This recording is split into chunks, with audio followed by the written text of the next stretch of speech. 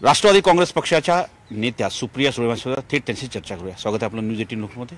ज्या पद्धतीनं राज्यात राजकीय वातावरण आहे, भाऊ बहिणीच्या विरोधात बोलतोय, बहीण भावाच्या विरोधात बोलतोय, या वातावरणामध्ये खरंच राष्ट्रवादी काँग्रेस पक्षाचं काय भवितव्य आहे?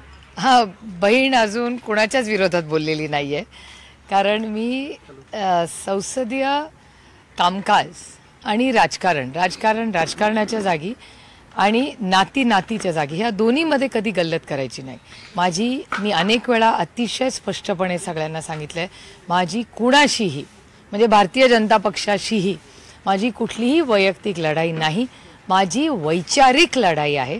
त्याच्यामुळे मी आजपर्यंत 18 वर्ष ॲक्टिव्ह राजकारणात आपण मला पाहिलेलं आहे आणि त्यामध्ये मी कधी कुणावर वैयक्तिक आरोप प्रत्यारोप किंवा माझं पार्लमेंटचं प्रत्येक भाषण काढून बघा, मी कधीही वैयक्तिक आरोप प्रत्यारोप कुणावरच केलेले आणि ते करणारही नाही, कारण का माझ्यावर कैलासासी यशवंतराव चव्हाणांचे संस्कार आहेत।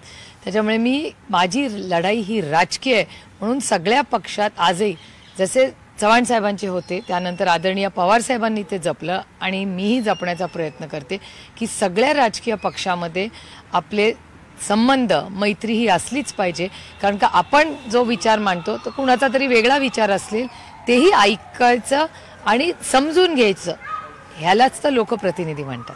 नाही, पण ज्या पद्धतीने बारामतीच्या लोकसभा उमेदवाराच्या संदर्भातली चर्चा आहे की ही कौटुंबिक लढाई असणार आहे, तुमच्या विरुद्ध सुनेत्रा वहिनी जी आहे त्यांची चर्चा सुरू झालेली आहे, काय वाटतं की ही त्याच पद्धतीची लढाई असेल की कौटुंबिक लढाई असेल?